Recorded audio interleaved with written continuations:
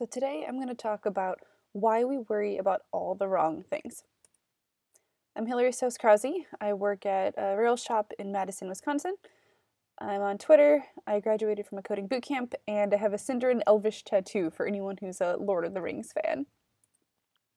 So really quick before I get too far, just want to make a note that this talk does touch on mental health, including anxiety and depression. There's some images of common fears. Just like to kind of get that up front at the beginning. And then some disclaimers. I'm not a therapist or a scientist. I just find this topic really fascinating and did a lot of research. On that note, there are two books in particular that I use a lot of material from and a lot of ideas, and those are Algorithms to Live By, The Computer Science of Human Decisions, and Thinking in Bets, Making Smarter Decisions When You Don't Have All the Facts. So I really like this quote, and I think this kind of summarizes a lot of what we're going to talk about today. And it's some neuroscientists claim that humans are the most fearful creatures on the planet because of our ability to learn, think, and create fear in our minds. So first we're going to look at some common misplaced fears. And I want to kind of state at the beginning that I don't really like the phrasing of irrational fears. And we'll talk about this throughout the presentation, but there really aren't what we think of it, it's not really irrational. Like being afraid is a rational emotion. It's just misplaced is kind of the word that I like better. So we're going to look at a couple of those right now. Fear number one. So I tried to find a picture of a cute spider, right? I didn't want to traumatize everyone super early in the presentation. But even given this sort of fuzzy little creature, how many of us feel any sense of fear or tension when we encounter or think about spiders? Probably a lot of us, to a greater or lesser degree, right? However, what do you think the percentage of the 40,000 species of spiders is that are poisonous or venomous? How many do you think there are? It's not very many. It's about 12. 12 species out of 40,000 can actually cause us legitimate harm. And how many of those 12 do you think are in the United States? 2. Right. So we sort of, universally have this distaste for spiders, but they're so incredibly unlikely to do us any harm. In fact, you're more likely to be killed by cows. Spiders kill on average 7 people a year. Cows kill 20. So, something to think about. Fear number 2. This is another really common one. Flying. Who experiences any fear or anxiety about flying? It's a lot of people. However, only 1 in 5.4 million flights on average has any kind of major accident. 1 in 5.4 million. How many commercial airline flights in the US have had at least one fatality in the last decade? Only 1. And we went 9 years without a single commercial flight having any fatalities in the United States. In fact, on average, a passenger can take a flight every single day for 241 years before experiencing an accident with 1 fatality on board. I mean, that's just mind-blowing, right? In fact, you're more likely to be killed by, and I think a lot of people probably know where I'm going with this one, driving to the airport. More than 38,000 people died in car crashes in the US in just 2019. And we've only had 1 person die on a flight in the last decade. Your chances of dying in a vehicle are 1 in 103. And yet, how many of us get into our cars and feel that similar sense of anxiety or fear? Probably not very many of us. Some people don't even wear their seatbelts. You might be thinking, okay, fine. So spiders make me squeamish. I get nervous on flights. What's the big deal, right? You just told me I'm perfectly safe doing this thing. So why does it matter if I'm just like a little extra nervous? There are actually a lot of implications for our lives when we have this misplaced fear or this unnecessary anxiety and worry. So we're going to look at what some of those impacts are right now. First, I want to talk about the risk perception gap. So this is the gap between things we think could happen and then what's actually happening. And that gap can be enormous.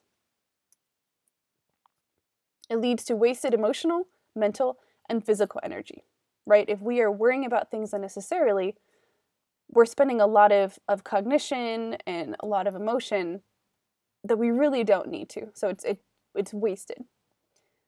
It means we're blindsided by actual threats, right? If we're too focused on something we think might be happening or could be happening, we have all of that attention and awareness and energy that we aren't able to focus on what actually is happening.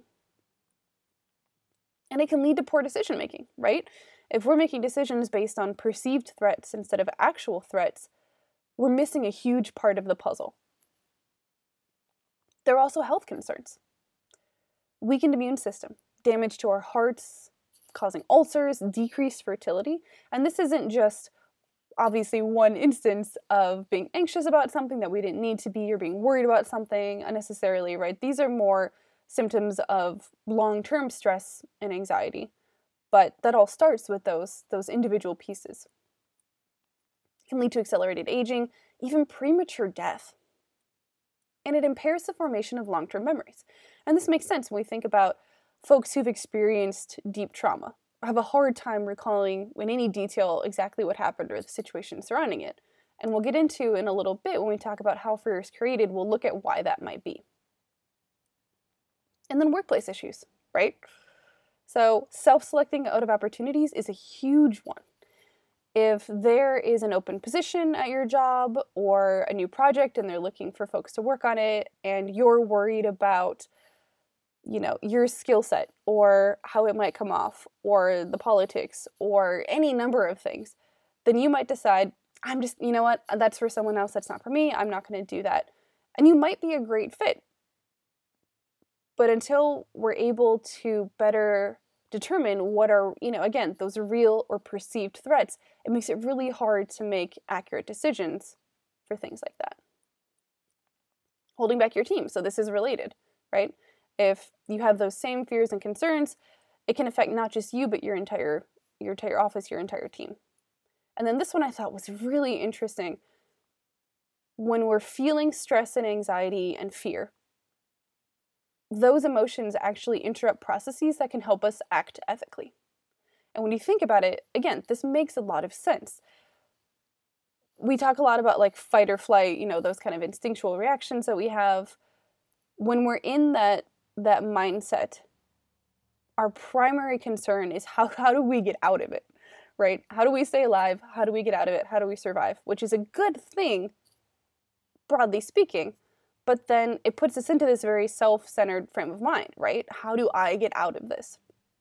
And you just think about when, maybe you've been in a car accident, and every time that you see a car in that similar position, you feel that heightened sense of awareness, right? Maybe your heart rate increases, your blood pressure gets higher, your palms get sweaty, your mind is racing, you tense up, right? And it's really hard to make thoughtful, deliberative decisions when we're feeling fear and anxiety, when we're in that frame of mind.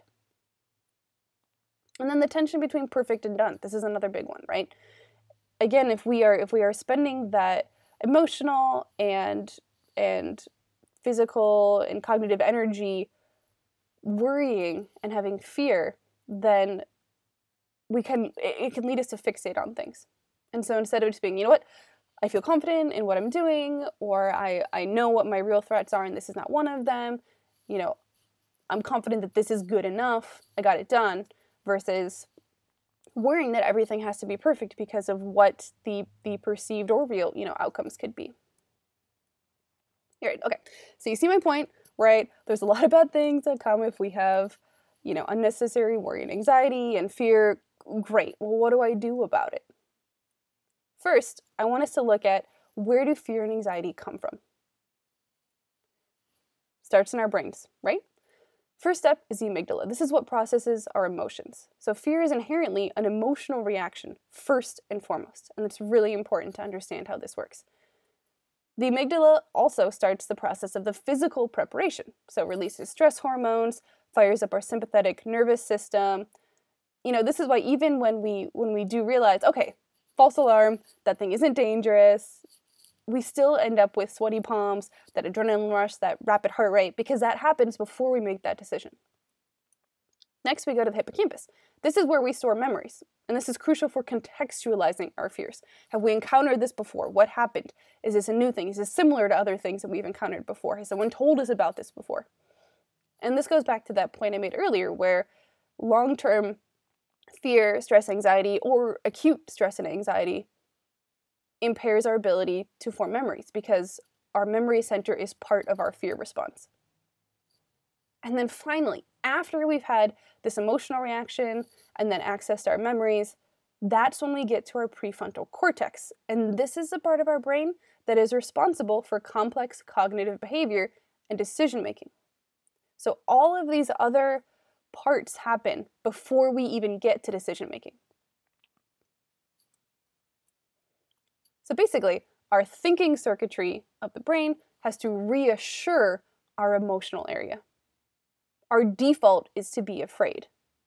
And then our thinking brain finally gets around, analyzes it, and says, no, we're cool, false alarm, stand down, everything's good. But we've already had that emotional reaction. And I think that's really important to keep in mind. In a little bit, we're going to talk about the difference between the deliberative mind and the reflexive mind. There are three main types of fear. Anticipatory, right? Fearing things that could happen. Biological, which are sort of these ingrained fears that we have, that it seems like everyone does. The fears that feel like instinctual. And then lived experience. So what has happened that we have learned to be afraid of? Like the car example, if you've been in an accident, a lot of people experience sort of lingering fear when they encounter similar situations to when they got into an accident. And that can last for years. And then what can amplify our fear? Because fear isn't just something that happens and it's a certain level and it stays and it's gone. There are actually various factors that can increase the level of fear we're feeling. So there's a professor, Joanne Cantor, actually from the University of Wisconsin-Madison, where I live, and she studied what are the themes that tend to give people, the most people, this greater sense of fear. And so she basically had people watch scary movies and then kind of recorded how they were feeling. She found that there were three in particular that really stood out. One was disturbing visual images, which makes sense, that seems pretty obvious. Imminent threat, right? So again, anticipatory, that fear of like what we expect is going to happen or could happen. And then the third was lack of control, which I thought was interesting. I didn't expect that. Other people can amplify our fear. It's called emotional contagion or cultural cognition. There are three studies that I read that talked about this phenomena. So all of them, for the most part, involved sweat, which is fun. The first, they had people wear t-shirts while running on a treadmill, and then skydiving. So two forms of active activity, but very different contexts. When they had other people smell the shirts, their amygdalas were much more active when they were smelling the shirts worn while skydiving. They did the same thing. They had students in university wear t-shirts during an exam, a stressful situation, versus a lecture, which is more calm. Then they had dental students perform procedures on mannequins wearing those shirts. And they found that the students, and I'm going to quote here, performed significantly worse when treating mannequins wearing t-shirts from people who'd been stressed. So dentists can smell your fear, which is awesome. And then the third one, they had men wear t-shirts while watching The Shining. And then they had men wear t-shirts while watching non-scary movies. And then they had women smell those shirts. And women reacted without thinking, right? This instinctual reaction. They opened their eyes wide. They had a scared expression when they unknowingly smelled the t-shirts from the men who'd been watching The Shining. So we can pass our fear on to other people. And then fear itself.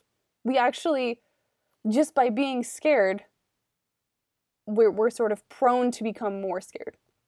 So, for example, if you're watching a documentary about, let's say, spiders, and you feel a loose thread on your sweater in the back of your neck, and we have a much more heightened reaction to that than we would if we were watching, I don't know, a documentary about kittens. If you're flying and you're already feeling nervous and then there's turbulence, again, even if you know you're probably going to be fine, even if the pilot is like, hey, we're going to have mild turbulence, this is normal, we're going through, a bit of patch of wind, that still increases your sense of anxiety and fear. Or if you're at a job and you get called to the boss's office, even again, if you know you're doing fine, there's nothing that should be wrong, just that act of being called in can heighten our sense of anxiety or worry. Which is actually why at 10 Forward we like to say, hey, can I talk to you for a second? You're not fired. Which started as kind of a joke, but you realize that just that act of like, hey, everything's good, you're not fired. Again, that's sort of like reassuring that emotional part of people's brains that everything is fine. Because instinctually, we react emotionally and we react with fear. So doing small things like that to just assuage people's fears, like, hey, everything's fine, don't worry about it. What factors can cause us to overestimate risk, right? We talked about that risk perception gap between what is perceived and actual. And there are 8 different factors or components that they've identified that lead us to overestimate risk about something. Catastrophic potential, right? So a lot of people affected at once rather than in small numbers over time, which is why a lot of folks were really worried about a terrorist attack after 9/11.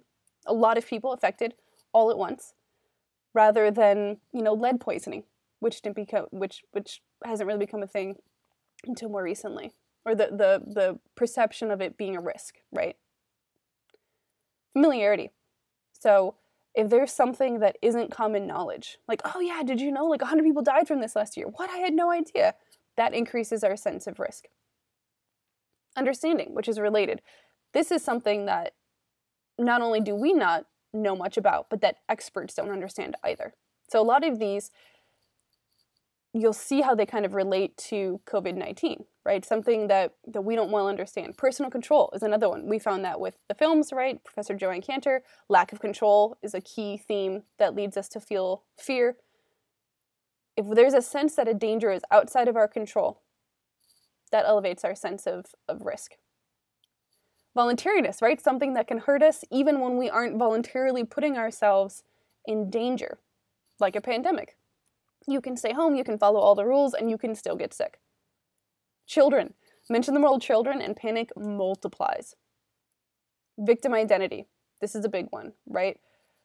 If, and it kind of goes back to that catastrophic potential. If 1 million people die, we can't even process that, right? But if our neighbor dies, or if our grandmother gets sick, or if our kid's best friend, has an accident, that victim identity causes us to feel like the risk is greater. And then origin. This, again, really surprised me. Although I guess maybe it shouldn't with the way that a lot of us react to climate change. But we view man-made risks as more dangerous than natural disasters. So again, terrorism versus climate change.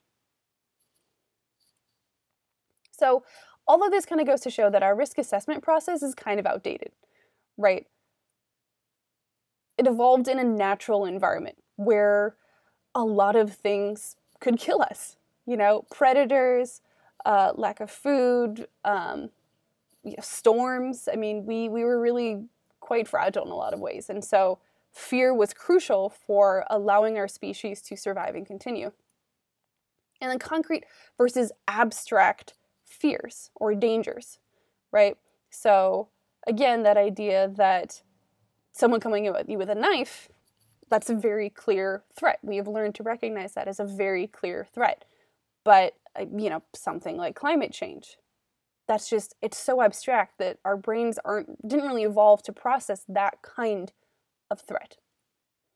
And then things that give us vague rewards. So there's this computational neuroscientist, Anders Sandberg, who works at the Future of Humanity Institute at Oxford University. And he says the problem is that modern dangers like climate change are incredibly abstract. It's not even clear to us that there's any benefit to being scared. You can't do anything except feel bad about it. By comparison, being scared of a wolf has a reward, surviving, which makes it worthwhile. And this idea that there are so many abstract issues in our complex modern world, and we don't know what to be afraid of. And so it's easier to just fixate on the things that seem like clear and present dangers, and to really hone all of our fear and anxiety on those, even if our society has kind of outgrown that as being a fear. Our brains haven't. So that's kind of depressing, right? We're not great at recognizing what we should be afraid of. That's just the fact. But there are things we can do about that, right? So let's dive into some of those. Some strategies for adapting. So these are some tools that you can use to sort of decrease your fear and make better risk assessments. What should I be afraid of? What should give me anxiety? What should I worry about? And should is a very dangerous word, right? Because again, we have the brains that we were born with. And so it's not about overcoming our brains. That's just not a thing. And also it's okay to be afraid. I think this is crucial to talk about too, right? It's okay to be afraid. It's a sign that our brains and bodies are working the way that they should be. The key here, the thing that I really want to try to get at in this presentation is we don't have to let those facts, the way that our brain processes fear, all these things that are true, we don't have to let them exert undue influence over our lives and decisions. And really being aware of how it all works, I think makes it easier to do that. So again, kind of on that note, don't blame yourself, right? We're uncomfortable with the idea that luck plays a significant role in our lives. And this comes from that How to Make Better Decisions book, and that was written by a woman who has a neuroscience PhD and was a professional gambler. And talks a lot about this idea that, we can have the best decision possible. Like before we know what the outcome is, you could pass the decision around, all the data, the decision you made, pass it around to 100 people, they would all say, yes, that's the best decision, way to go, that's awesome. And it might still turn out terribly. And that's not your fault. That's just the result of a million factors that we can't control. So again, this idea of control has come up several times. So just kind of becoming okay with not always having control over things and trying to accept that. Because we don't. And the quality of the outcome is not equal to the quality of the decision. And this is something I think about a lot. So let's try to reframe, what does success look like, right? And let's focus only on what we can control. So first things first. I mentioned this earlier in the presentation, the reflexive versus deliberative mind. So we make thousands of decisions a day, right? Do I snooze my alarm? Do I get up? Maybe what side of the bed do I get out of? Do I make the bed after I get out? What am I going to wear today? Should I check the weather or should I just look out the window? I mean, there are thousands of decisions. We don't even think about most of them because we do them kind of instinctually. And if we did deliberate on all of them and weigh the pros and cons and look at data, we'd never get anything done, right? We'd also probably likely die because that reflexive, that instantaneous decision-making part of our brain is crucial for high-stress situations, like, again, driving. If there's a car coming towards us that we think might hit us, we're not going to stop there and think, okay, well, what's the angle they're coming at and the speed? Where are the pedestrians nearby? What are my options? If I'm going this fast, can I calculate some kind of trajectory that'll get me out of the path of the oncoming car, right? We would definitely die. We just don't have time for that. And so that reflexive brain that sort of takes over and says, we're doing this now, this is the best course of action for our survival, that's crucial. We need that. We need those shortcuts. So the challenge is not to change the way that our brains operate. And this again comes from that neuroscientist PhD. The challenge is not to change the way our brains operate, but to figure out how to work within the limitations of the brains we already have. And so again, it's not a matter of like, well, maybe I just need to analyze more and rely less on that reflexive part of my brain. We can't really, right? And we need that reflexive part of our brain. It's realizing that the reflexive part is happening, kind of watching for it, and then being able to pull in the deliberative part of your mind when necessary to kind of counterbalance that reflexive part. Being prepared is a big way to do this, right? But planning is not the same as doing. So we're going to look at some statistics quick. 63% of Americans worry about natural disasters. 78% see the value of an emergency supply kit for survival. Makes sense. How many people do you think have actually started to put together one of those kits? 26%. And I think any developer who has a or multiple side projects sitting around unfinished knows exactly what that feels like. Own what you do and don't know. And we kind of talked about this earlier, right? There's only so much that we can control. Every decision is a kind of prediction. And every prediction involves thinking about two separate things, what you do and don't know. There's a lot we don't know. So we should look out for when fear or anxiety might be overriding what we do know, but also recognize that there are going to be gaps in our experience. All right, now we're going to go to some algorithms. So this subsection relies heavily on the book I mentioned earlier, Algorithms to Live By, The Computer Science of Human Decision. So if you want to read that book, just, spoilers. It's a mix of algorithms and then general CS concepts that can be applied to our lives to help us make better decisions and analyze risk. Optimal stopping. How do we know when something is good enough? So threshold rule says the more options, longer you wait for the best, right? If we have 40 applicants for a job, we're probably not going to take the first person. That just doesn't make a lot of sense. We often pick too early, though. So I think about this when I'm looking for a parking spot, right? Is like I see an open spot and I'm like, oh, I should just grab that one right away. But I know I'm probably picking too early. And if I wait just a little bit longer, if I'm a little more patient, I'll get a better spot. As options dwindle, however, the flip side, be prepared to hire anyone who's simply better than average, take whatever parking spot is better than average, know when it's time to pick. Explore, exploit. So do we take a chance on something new or stick with something that we know we already like?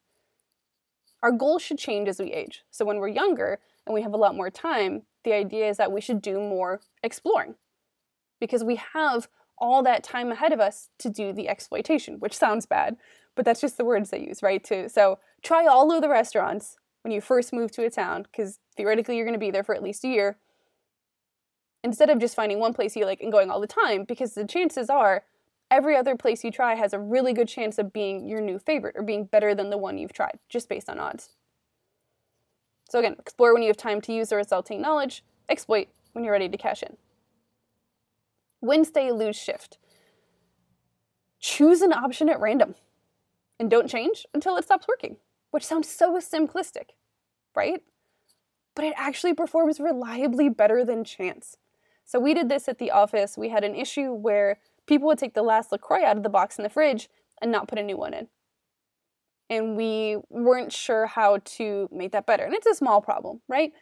But I was talking to a colleague and he was saying, well, we could do this or we could do that, or what if we think about this, or do we know, are there certain people who drink it more? And I was like, you're way overthinking this. It's just LaCroix.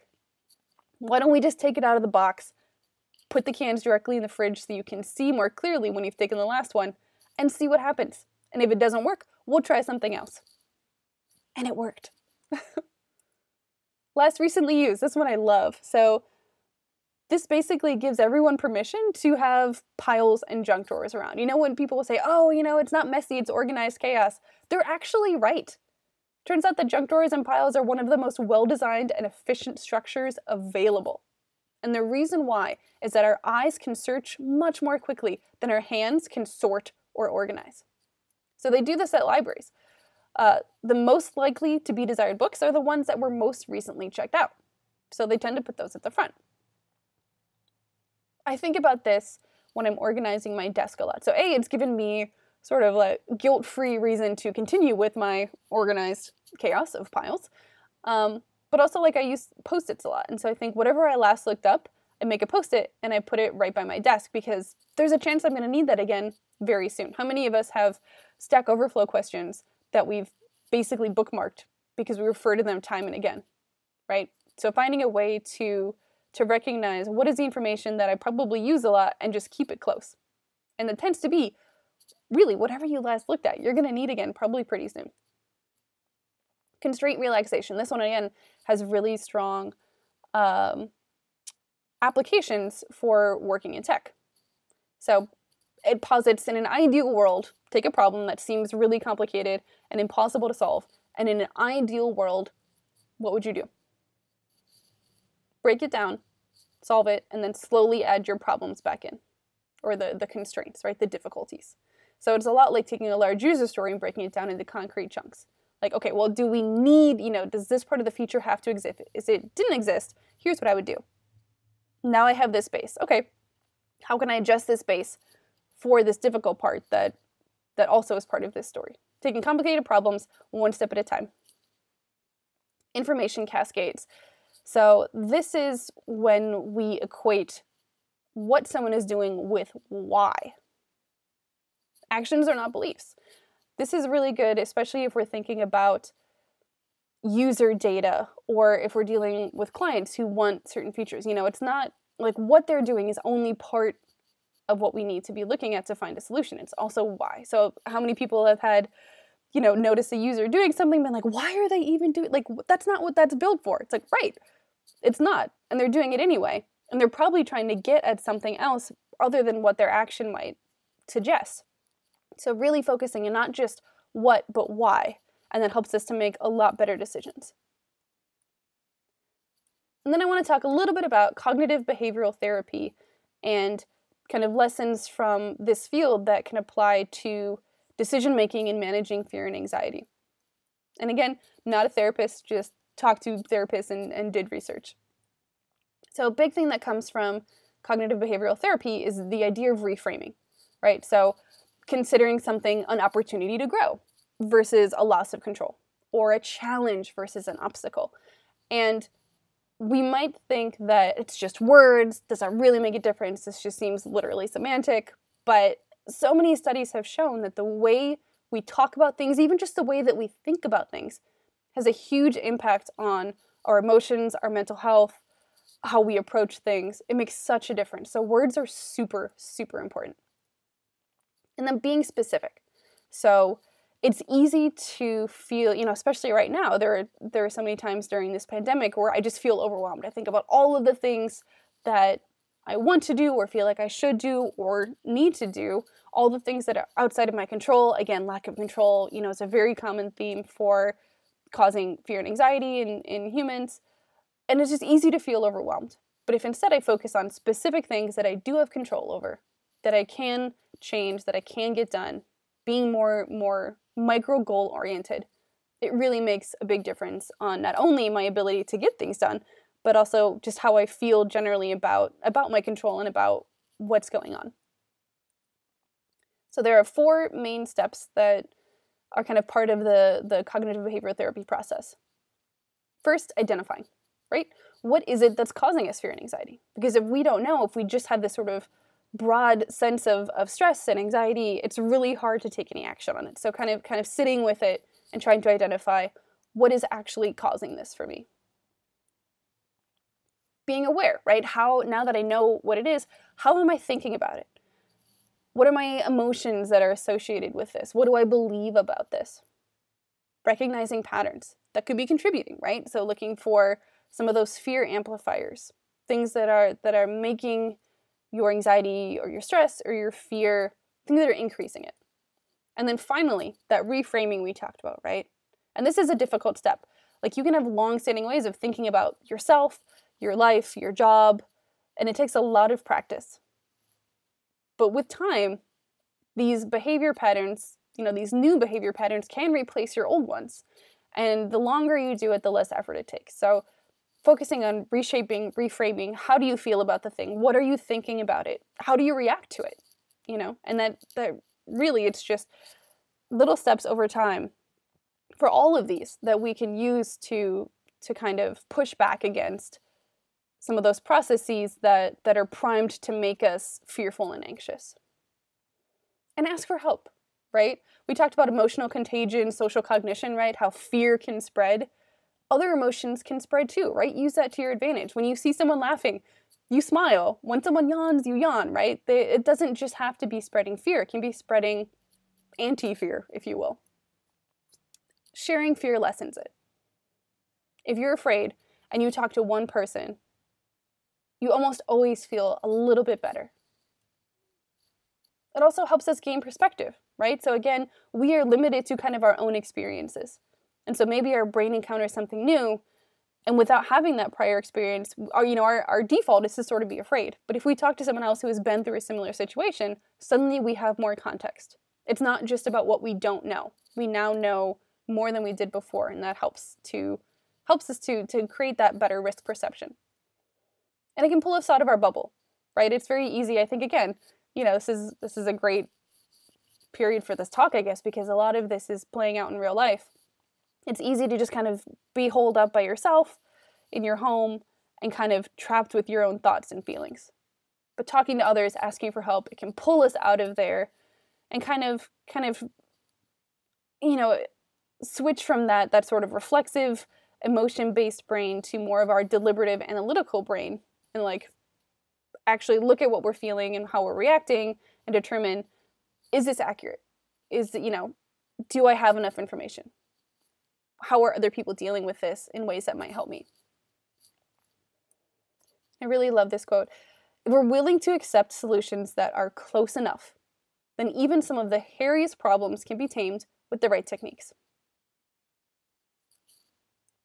And that's all I have. Thanks for listening. If you have any questions or thoughts or comments, I find this whole area really fascinating. I'd love to hear from you. I'm on Twitter. You can also send me an email. And then I have all of my citations here. And then here are my slides for anyone who wants to be able to actually click the links to those citations and do some more digging on their own. Thanks to RailsConf for putting this on as a sort of virtual conference. I think it's great that they put so much work in and didn't just cancel it and throw up their hands and say, well, we tried. I think it's really fantastic that they put all this work into making this happen so that we can all still, kind of feel like we came together even if we didn't in person. So thanks, everyone.